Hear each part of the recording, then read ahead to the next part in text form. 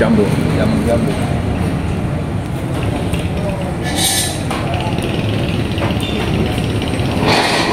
Ini satu negara.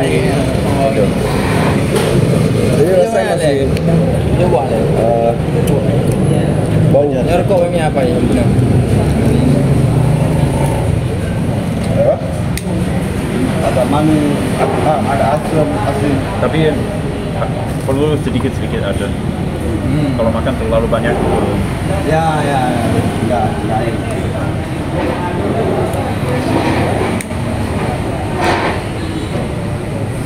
Ini berita di Lok Sulawesi. Ada bule yang makan buah-buahan. Ini jadi berita.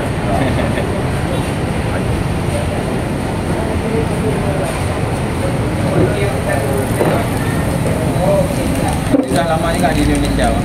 Apa? Sudah lama di Indonesia. Dulu saya tinggal di Jogja. Oh, Jogja. 1 tahun di situ. Tapi di Aceh hanya tahun lalu saya di sini 2 bulan di bandar. Kalau kali ini 1 minggu setengah. Ini kasih untuk Rizky, dia belum pernah makan.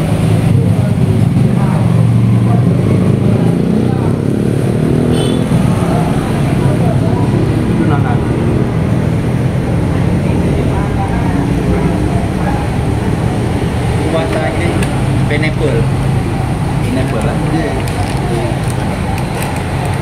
Tapi dalam bahasa Prancis sama ananas. Nanas, Ananas. Dalam bahasa Prancis ananas. ananas.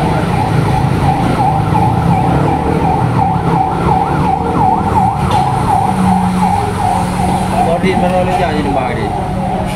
Pak, Bulu ni nisa tapi bulu bergerak dia.